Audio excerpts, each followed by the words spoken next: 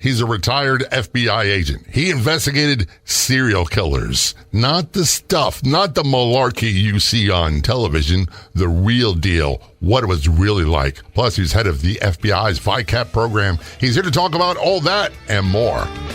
Welcome to the Law Enforcement Talk Radio Show. In the Law Enforcement Talk Radio Show, we are joined by special guests talking about their experiences, the realities of investigating crimes, plus those who have experienced horrendous trauma. Police, first responders, military, and victims of crime share their stories. Hi, I'm John J. Wiley. In addition to being a broadcaster, I'm also a retired police sergeant. Be sure to check out our website, letradio.com, and also like us on Facebook. Search for the Law Enforcement Talk Radio Show. The show was brought to you by OPPS, Operational Police Protective Services. Keep yourself and your loved ones safe by opting for Operational Police Protective Services. They offer armed security personnel who can protect you and ensure your safety at all times. Get more details at oppsprotection.com. Contact us from Virginia. We have Michael Harrigan on the Law Enforcement Talk Radio Show. Mike is a retired FBI and combat veteran. He's investigated serial killers. He was the head of the ViCAP program. He's had a very distinguished career. And now he's one of the principals at the Pax Group, LLC. Their website is paxgroupllc.com. He's an expert in firearms, range, litigation matters, and more. Mike, thanks so much for your service, and thanks for being a guest on the show. Very much appreciated. Hey, thanks, John, for having me. How long did you do in the FBI? Well, John, I did 22 years total in the FBI. That's a long time. Look, I retired from Baltimore Police Department after 11 years and 4 months. I got hurt and retired young. I was 33. To do a full career in any law enforcement agency, even federal, and I'm not saying that as a negative, it takes a serious toll. And sometimes that toll is physical, other times it's mental. It's very much appreciated. Oh, absolutely. Thank you. Now, the one thing that we had that you didn't have is we had stability. We always stayed in Baltimore. I got detailed the DEA as a U.S. Marshal, did some traveling for them, but I always came back to my home base. FBI, you guys got transferred all around, didn't you? We did. You know, that was when I was a local police officer, that was one of the aspects, federal service, that kept a lot of good candidates out of the federal pool, was the fact you didn't know where you were going, and you may never get back home again where you grew up. You had to make that decision to move around. And that's tough when you have a family. If you've got, I want to clarify something in a moment about how you become an FBI agent. We'll talk to Mike about that. But one of the things I hear all the time is, yeah, I'm going to be an FBI agent. I'm going to investigate serial killers, and I'm going to be stationed out of Washington, D.C. And I'm thinking, yeah, it doesn't quite work like that now, does it? No, not at all. You have to, like any job you start at the bottom, you got to do your time in the trenches. You got to be out there investigating cases, and then as you get more seniority and you get some experience and you show your competencies, then you can move into specialized assignments. But it can be a long road. It depends on a lot of factors. And before you were a police officer for the FBI, where were you policing at? I was in Norwalk, Connecticut. Gotcha. My wife is originally from Avon, Connecticut, just west of Hartford. It's a beautiful area, but Norwalk is not a walk in the park, is it? No, Norwalk has its challenges. It's a nice city. It's got some very wealthy areas, and it's got an inner city area, housing projects. So it's got a good diversity and good mix of people. But yeah, it definitely is a city with normal policing challenges that cities have. Right. And one of the things I always tell people is, great, you move to a nice neighborhood, which I've done. You live in a nice neighborhood. Criminals travel. They travel in stolen cars. They take public transportation, steal cars. They'll rob you where you could live in the nicest neighborhood, the nicest city, and have people. I'll use New Jersey example. You could be out in Bedford Township and have armed criminals from Newark, New Jersey at your doorstep. And you're like, how did this happen? Absolutely. Yeah, there's no boundaries to criminals, which is one of the reasons federal law enforcement, one of the key roles they play is the travel of criminals and criminal enterprises across state lines and across jurisdictions. Now, before we get into your story, a lot of police, how do you get into the FBI with no law enforcement experience and with law enforcement experience? What are the requirements? Well, the requirements are continually changing, but the basic requirements are you have to be 23 years old, you have to have a 4-year college degree, and from there, the Bureau sets its priorities for hiring based on the challenges they face as an organization, the crime challenges, the intelligence challenges, and they identify specific backgrounds which will give them the competencies and the strengths as an organization to investigate specific types of threats to the United States and to its citizens. So, traditionally it was accounting and law was the big backgrounds back in the 60s, 70s, and then it slowly shifted as the violent crime came out, more violent crime as they took a greater role in violent crime. Then you had more police officers and those who had worked violent crime. You had financial backgrounds. You had scientists now are very important, even medical backgrounds. Diversity is the key. You got to have the background and the strengths before you come in. Now, when I was policing, the FBI wouldn't take a guy like me because I didn't have a college degree, and having police experience was great. But one of the things that after the law and accounting, you all talked about, computers became a big deal. Having some knowledge and experience with that helped. Having language experience helped as well with foreign languages. That was all useful information. But what people don't seem to understand is, and I don't get it either sometimes, to be totally honest with you, is the FBI is a full service agency. They have a lot of men and women that rarely ever see bad stuff. Then they have people that are in it all the time. Correct. It's a very diverse skill sets and assignments. And what people don't realize is the FBI is about 13,000 agents, but they have over 20,000 non-agents that do the critical support work and that are experts in their own right, such as financial analysts and intelligence analysts. All these individuals are key to supporting the mission of the organization. So you don't necessarily have to be an agent to be part of the FBI. That's one part of it, but the other part is the other specialties that they have. Laboratory, electronics experts, all these individuals are not necessarily agents, but they bring their own set of skills to the organization. Now, other than being a retired FBI, what's the best job in the agency? Oh, best job. I think when it comes down to the FBI, I think the best job is whatever a person makes of it and what their desires and what their professional ideas of where they want to go. So some guys stay as the line agents their whole 20 or 30 years and, like investigating specific types of violations, such as violent crime, Safe Streets task forces. Others are critical in child pornography, tracking down those individuals, and they develop incredible expertise in that. Others, financial crimes. For me, I made the career for me, every day was different in a lot of ways, and when I saw a fork in the road with the career, I took it. If it was a new assignment or a new potential experience, I wasn't afraid to jump into something new, and that's why I have such a wide diversity of experiences. I didn't specialize in one area, but I like to do different things, and that's what I did. So you retired, I guess, out of D.C. because you're not far from there. Correct. Yeah, I retired out of the training division in Quantico, Virginia. Gotcha. Even more. Oh, man, I can't wait to talk about that. Because, look, let's be honest. And not, you don't have to be honest, but I'll be honest. What we see on television, what we see in the movies about FBI training, Quantico, behavioral sciences, forensics, tracking serial killers, quite often that is furthest thing from the truth. The one common misconception people have about FBI training in Quantico is what? I think the biggest misconception that it really turns a person into an investigator, and I think it does to a point, but really the individuals get into Quantico, the average age is about 30, 31 of a new agent.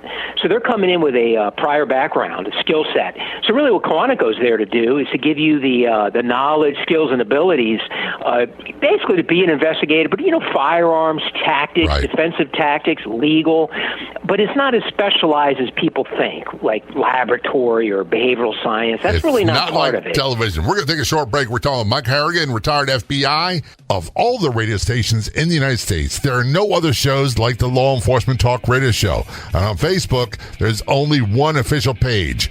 Do Do a search on Facebook for the Law Enforcement Talk Radio Show, and be sure to like the Law Enforcement Talk Radio Show Facebook page. This is Law Enforcement Talk Radio Show. Don't go anywhere. We'll be right back. OPPS, Operational Police Protective Services, provides professional, safe, and effective security services in Maryland, Virginia, Delaware, and Pennsylvania, and will be expanding to other states soon. And they're hiring security and protection professionals. Off-duty and retired police officers, deputies, troopers, agents, and military in good standing are all encouraged to apply. That's OPPS, Operational Police Protective Services. Get more details at OPPSprotection.com. Again, that's OPPSprotection.com.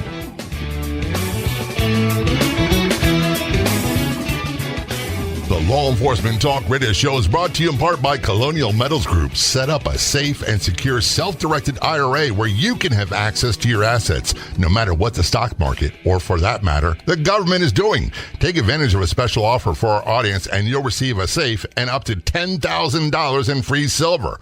Call 800-898-1841. 800-898-1841. That's 800-898-1841, or go online to colonialmetalsgroup.com/LET radio. Return to conversation with Mike Harrigan on the Law Enforcement Talk Radio Show. Mike is a retired FBI agent, is also a combat veteran, former police officer, investigated serial killers.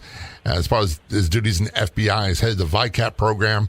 He taught FBI firearms training unit. He was the chief of that, and he did some investigating of FBI shootings and other law enforcement shootings. He's the principal of the PAX Group, LLC. Our website is paxgroupllc.com. And he's an expert witness in firearms range litigation matters. Mike, you got a rather... How should I say this nicely? You've got a rather storied resume. You've been through a lot, and you're still a kind of young guy, to be honest with you. You know, I feel older every day, but thank you for the compliment. You know, yeah. I appreciate that. Well, my spouse always tells me I'm a lot younger than I sometimes act, and the older I get, here's the one thing I've noticed. The older I get, the less forgiving I am of, I want to say, idiots and people who abuse this thing called time.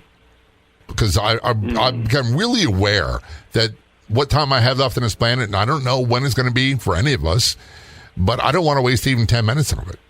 No, I agree with you. I think that's key. You know, time is a very valuable commodity, and I think that works itself into all aspects of life. What you do for work, there's no reason to do a job you don't like, right? Or to live a way you don't like. Yeah, you know, life is completely what you make it. One of the things that's really hot in Hollywood. When I say Hollywood, that means TV, your streaming services, movies, all that stuff, is the FBI. And I love when they go, FBI, and they flash a badge, and I laugh. But first thing they do, and my wife thinks I'm the worst, is they cock their guns. I'm like, no one does that. No one does that. Stop it. Or when they arrest someone, they read them the Miranda rights, which the only time we did that is when we were going to question them. But other than that, we just let it go. So one of the biggest misconceptions is serial killers and the FBI's role in that. Because I often say this, murder is a state crime, and the FBI is there to assist. But when it comes to serial killers, I never really investigated them. They do exist, but you actually had hands-on experience doing that. You know, I did. Yeah, it was through my time at the Violent Criminal Apprehension Program at Quantico. And we were an analytical unit, you know, in support. Now it's part of the behavioral analysis units there. And what they do is, you know, look at individual local cases and provide linkage assistance to look at the aspects of the case and see if you can find other cases that might be linked to that killer who may have moved across jurisdictional lines.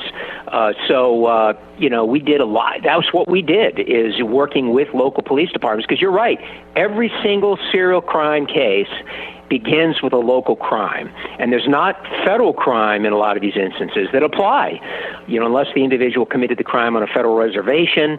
But so the local detectives are always out front. They're the ones that are going to testify in court and prosecute the cases. So we simply provide assistance. We provide them with logistical assistance and some technical assistance. But they do all the hard work. So it's not like what we saw with, I think all the time, is Silence of the Lambs. And I think their predecessor to that was actually two movies. One was called Red Dragon, and the other one was, I think, Mind Hunter. But It's not like what we see there. And I see this all the time, especially on social media, especially on the Law Enforcement Talk Radio Show Facebook page. Why didn't they send in the FBI? They're not taking this seriously. Well, that's not quite how it works, is it?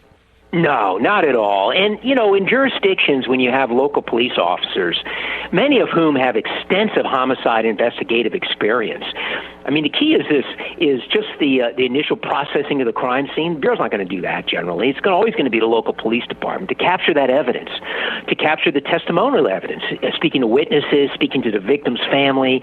All that stuff is critical to collect, and that's done by the first-line investigator. So normally the Bureau will come in, days, weeks, months, or even years after the crime has already been processed and committed, and we provide a different view on it. A lot of times it has to do with convening case review teams that will go back over a case with a local detective and maybe, give some ideas and open up some different thoughts on how, on why it was committed or potential subjects. But it's really in a supportive role, not as the primary investigative agency. That's not the FBI's role. Thank you for explaining that. I knew those answers, but a lot of people don't. So I want to go into your experience, and we're talking about a couple cases. There's one particular that you want to start with? Sure, we can start with Harvey Glattman case back in the 1950s.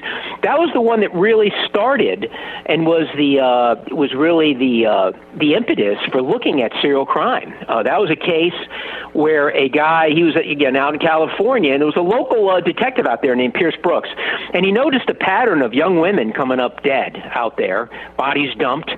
And there wasn't a system to pull this together. There wasn't a way to know the from different jurisdictions of these crimes. So he would go to the library, and he'd look for newspaper articles on women that were found dead. And that was the only resource he had. So he put these together. Eventually, Glattman was caught. He was caught because one of the victims actually snatched his firearm away from him and held him, and the police arrested him. But what happened was later on, 1985, a Detective Brooks, who had become a chief at that point, retired, he approached the Bureau and he came up with this idea, why don't we utilize computers and technology to develop a database of unsolved or solved homicides nationally, and so we can tie together cases in which the offender may have moved from jurisdiction to jurisdiction. So that was really, and he was considered the father of the concept of linking with technology crimes.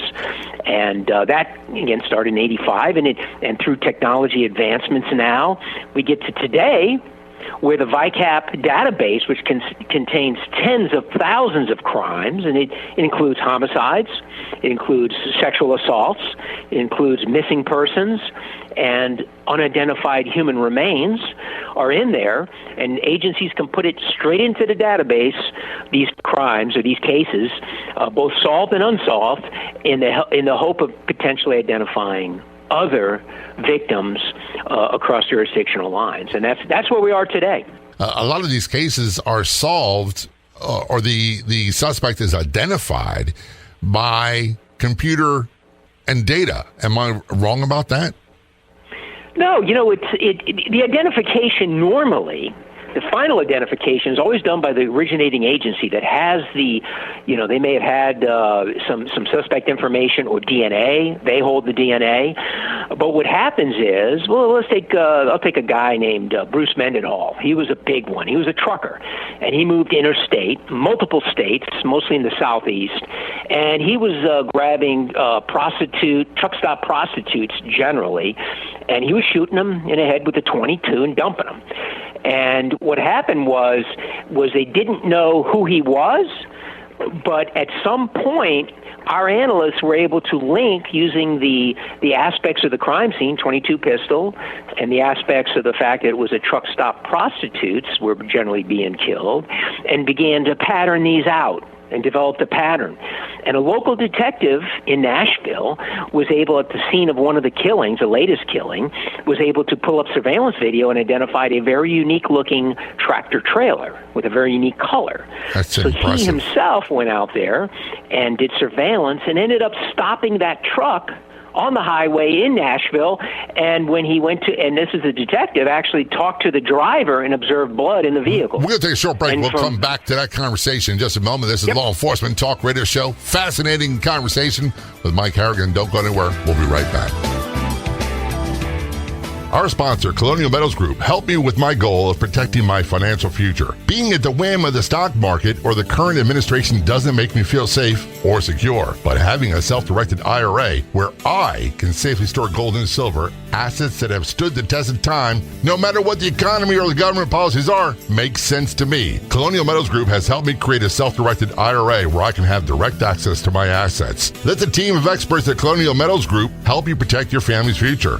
Their level of professionalism and ability to listen make it easy for you to learn everything you need to know about preserving all you worked for. Maybe you're just thinking of getting started, or maybe you've already in a 401k or IRA. You're thinking about your parents' retirement. Regardless, Colonial Metals Group can help. We put together a special offer for our audience. Call 800-898-1841. 800-898-1841. That's 800-898-1841. Or go online to colonialmetalsgroup.com/LET radio.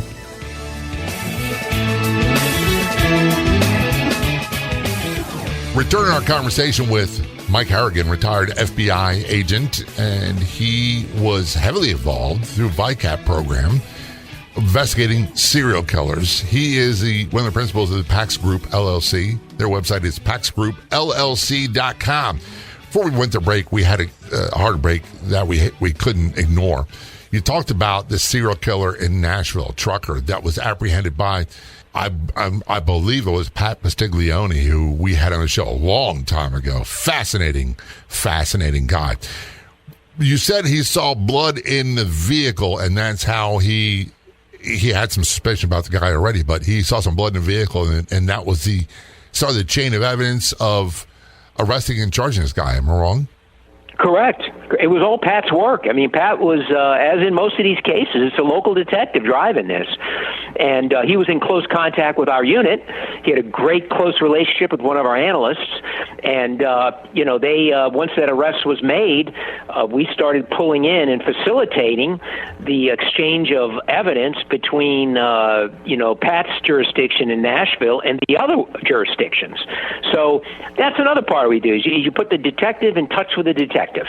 And then you step aside, let them have their conversation. They do their comparison of the crime scenes and the evidence they have, and then you're there for whatever other assistance they may need.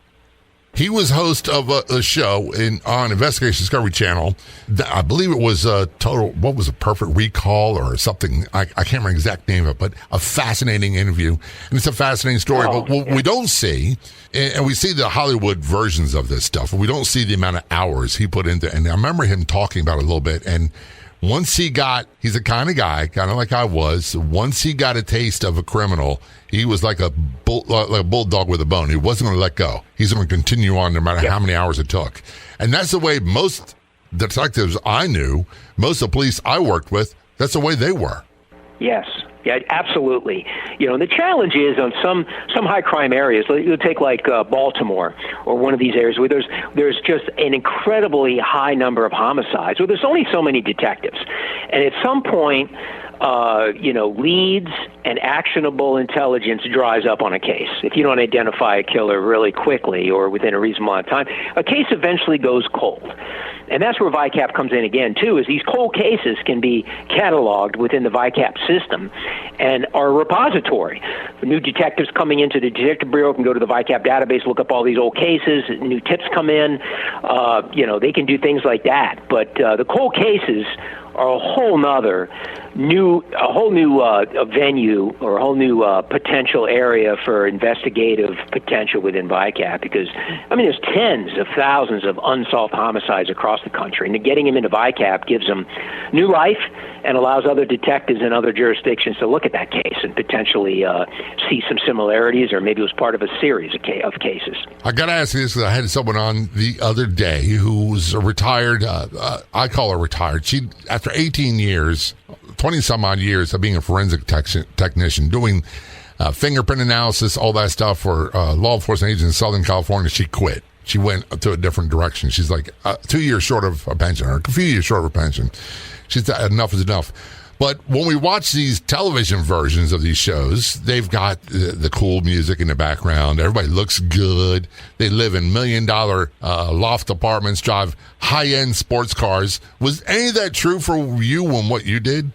No, not at all. Not at all. It's really, you're really, just, living as a regular law enforcement officer, really, when it comes down to it. And a lot of the experience in the Bureau is, you're living in a state or an area where you may not have chosen to live. So you get your family to take care of, and you get the challenges of finding housing in some high-cost areas. You kind of blend in with your neighbors and kind of keep a low profile. It's really a myth. Another thing that you said that I want to return to was, in my career in Baltimore, it was non-stop. We had the type where the cars ran 24 hours a day, and you do shift change, and you get a battery for your radio. You relieve the guy, the man or woman in front of you, and you jump in, and usually there's 3 or 4 calls waiting for you. And they could be anywhere from family disturbances, domestic disputes, to parking complaints, to shootings. And we try to prioritize the most violent crimes, go to that first. But the other ones, they were stacked up. We'd have 30, 40 calls a night. And it never ended. I never even had time to take an organized lunch. I look at police photos nowadays, and they take lunch breaks. I'm like, where do they work? I'd like to go there. Oh, absolutely. I mean, I think that's what the public needs to understand more, especially since the recent, issues with law enforcement by certain segments of society, is that a law enforcement officer's job, and I can say after being a local police officer and an FBI agent, local police officer was much more emotionally draining and a lot more physically challenging than being an FBI agent, just because of the fact that you're working shifts, like you say, and you're going from call to call. And when I was a local police officer, I remember nights of just trying to eat a bite of a sandwich between calls. Yeah. I mean, you're trying to get something out of your cooler or whatever, you brought a sandwich. But there were very few times you could sign out and go to dinner somewhere. That didn't really happen. No, that didn't happen. Did you get that opportunity when in the FBI, hopefully? Oh yeah. The Bureau, Bureau doesn't have that reactive side to it. It's investigative. So you're plotting. Every search warrant is generally planned. They're all planned in advance. Arrest warrants are planned in advance. You're planning these, except for some of the more dynamic assignments like Safe Streets Task Forces, where you may be moving very fast on things at times. But you have your time to plan it out, get your evidence in a row. Because with the federal system, as an FBI agent too, you're by the time you make the arrest, you want to have all your evidence. You want to have as much as possible lined up and locked in, because there's not a lot of agency to arrest a person today necessarily. Sometimes there are, but a lot of times they can wait a few weeks until you gather enough evidence to get to the grand jury, get the indictment, and then you go make the arrest.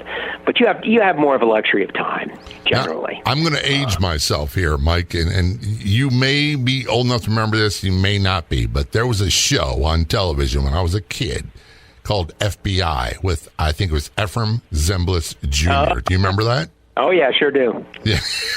How close was that to what really happened? That was back, I think that was the 60s, wasn't it? Or maybe 70s, I told 60s, you, 70s. I'm aging myself, for sure. Yeah, I was a youngster. It's back there, and I remember it because my father was an FBI agent too, right? And he came in the early 60s, and he was more the traditional, had a law degree, had been a former Marine. He came in checking those boxes, and he rarely wore a suit because he worked in the inner city in New Orleans. He was a fugitive guy. But I think the thing comes down to now is that it's less suits, less the black suits, and it's more you dress and you try to get, because the essence of being a bureau agent is to get people to willingly talk to you. You want them to share information with you. You don't want to get subpoenas for everything and have to force people to testify. You want them to provide provide information. So building rapport, just like in a police officer when you're investigating a crime, you want people to voluntarily give you information that helps you understand where the truth is and what actually happened.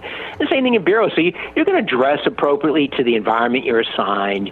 You're going to act appropriately. If you're, wherever you're going, you're going to try to connect with people. So, yeah, it's really the bureau is whatever the case needs to be to get it resolved and get the truth. We had several law enforcement officers in Baltimore that left the agency, became FBI, and I'm trying to remember the one's name, and I'll look for it when we go to break, that was killed on a raid in Pittsburgh, but he was former Baltimore police. And the reality is that... That's Hicks, but that was a tragic occurrence. Young horrible. Agent. Young guy. Yeah.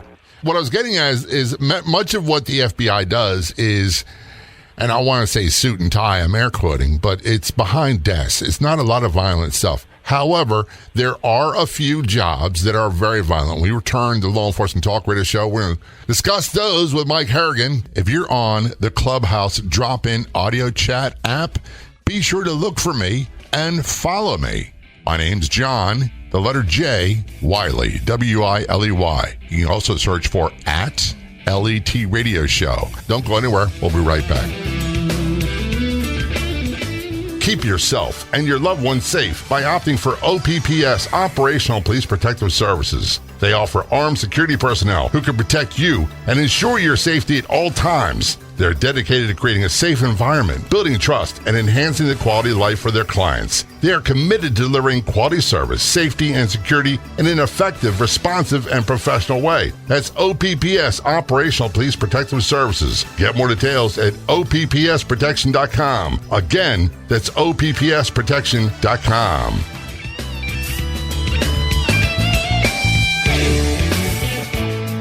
Return to conversation with Mike Harrigan on the Law Enforcement Talk Radio Show. Mike is retired FBI and combat veteran and Norwalk, Connecticut police officer. He investigated serial killers. He was head of the ViCAP program unit, chief of the FBI firearms training unit.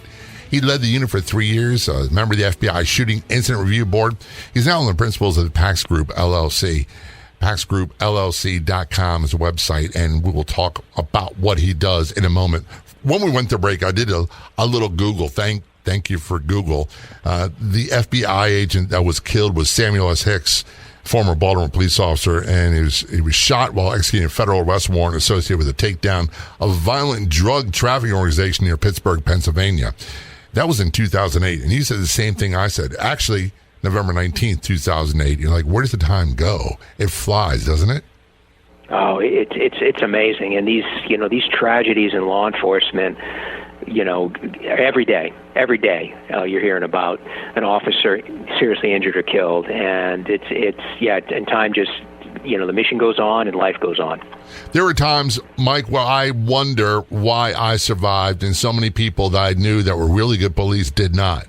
And I used to think back in the day that, and I don't think that way anymore, is that I was just that good or whatever it might be. And I realized sometimes it was just blind luck. I can't put my finger on anything else. Do you ever sit back and go, man, here I am. I'm so-called in the golden years of my life. How did I get here, and how did I make it through that? Absolutely. You look back, and I had some very close calls in the past, and thankfully I was never shot. I was shot at, but I was never hit. And I can say that, when you look back and you say, when you work with victims a lot, and you look at some of the cases where people have been killed or sexually assaulted, and you wonder why them. Sometimes they lead high-risk lifestyles that put them at risk, but other times it's just regular people, and you really realize that life is fragile, and that a bad turn in life can happen to anybody. And I've known people, victims, got to know some victims very well that survived some horrific events in their lives and turned it into a positive. They were resilient. They went through their trauma, and they were able to reach deep inside through their inner strength, faith, family, friends, and turned it into a positive, and helped other people out along the way. And I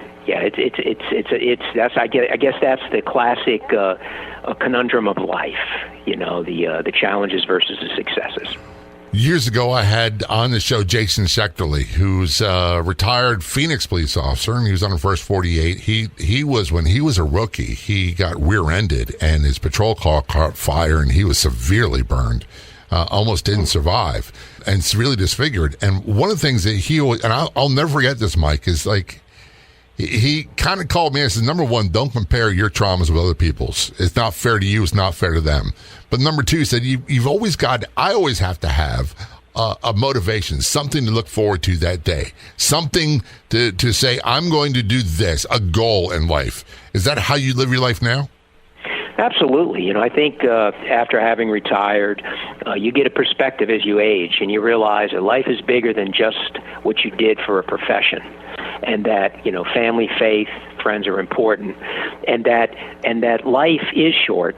And you look at it, and you look in law enforcement, you look at the trauma that's every day that's there. You look at the high suicide rate, especially among uniformed police, and it's off the charts. And you realize how much trauma and how much suffering officers are facing every day as they do their jobs, and that organizations have to do better out there to bring resources and to recognize suffering among frontline officers and provide support that they need to overcome whether it's a divorce, personal issues that intrude on the job, substance abuse issues, along with what they face on the job. It all comes together in a very complex soup of stressors and traumas that can have devastating impacts. Plus, we also ask a lot, and rightfully so, of our local law enforcement officers, and I say this all the time.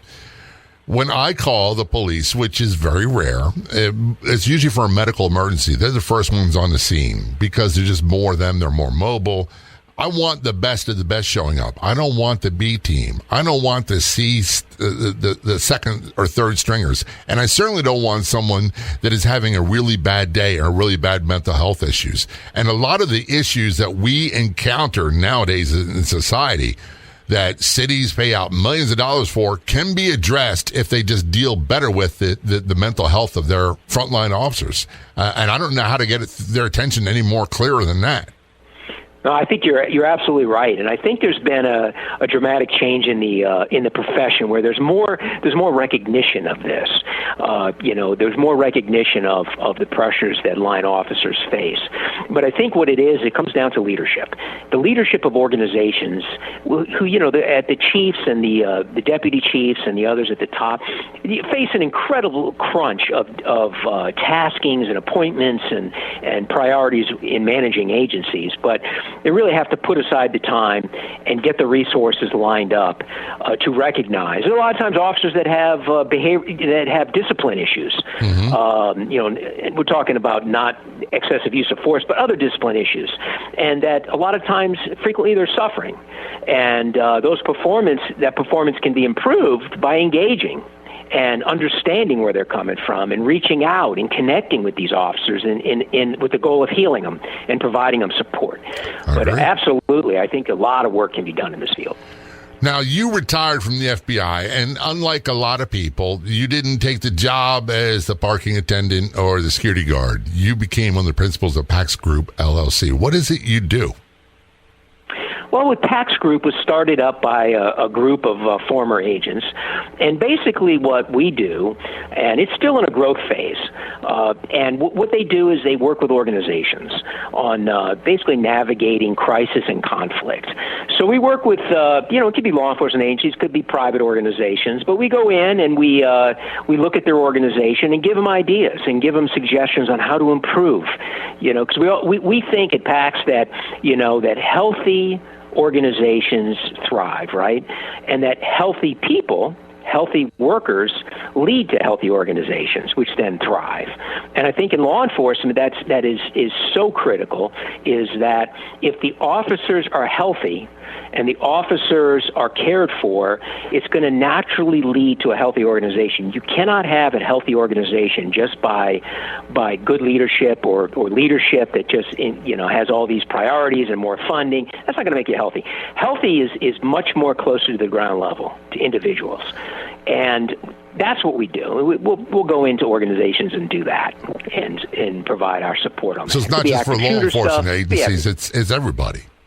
Everybody, any organization. And our unique approach is we don't use a one-size-fits-all approach. We go in, look at the organization, do an assessment, talk to the leadership, talk to the people there, and come up with suggestions to make it a healthier organization. But it's really based on that individual. It's individualized to that organization, not one of these PowerPoint-driven approaches. And now I got to ask you this, because the name Pax Group, LLC, there's two explanations for the name. Pax is Latin for Pax or Peace, Pax Americana.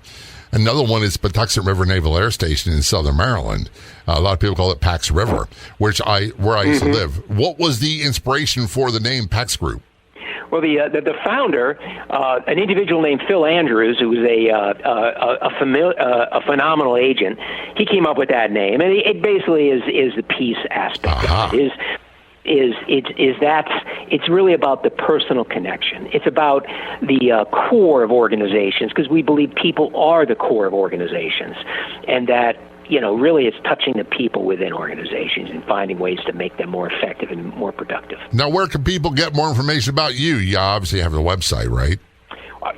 Pax Group, PAXGroupLLC.com is our main group. They can reach us through that. We'll engage with anybody and have a good conversation, see if we can help. If we can't help, then we refer out to others that can. So, that's one way for myself. I don't have a website, but I basically work word of mouth on firearm range liability issues. I work with attorneys on lawsuits regarding the operations of firearm ranges, or I also, consult with construction and design of ranges. And, anything, surrounding that, accidental discharges, injuries on firearm ranges, I do that. Awesome. And I'm sure you'll be found on social media. Mike, thanks so much for your service, and thanks for being a guest on the show. Very much appreciated. Thank you, John. Great conversation. Be sure to follow the Law Enforcement Talk radio show and podcast on the Newsbreak app. Newsbreak is your #1 local news app for current events, free live news for you and your community. Download the Newsbreak app today for free, and be sure to follow the Law Enforcement Talk radio show and podcast on the Newsbreak app. I'd like to thank our guests for coming on the Law Enforcement Talk radio show. The Law Enforcement Talk radio show is a nationally syndicated weekly radio show broadcast on numerous AM and FM radio stations across the country. We're always adding more affiliate stations. If you enjoyed the podcast version of the show, which is always free, please do me a favor and tell a friend or two or three. I'll be back in just a few days with another episode of the Law Enforcement Talk radio show and podcast. Until then, this is John J. Wiley. See ya.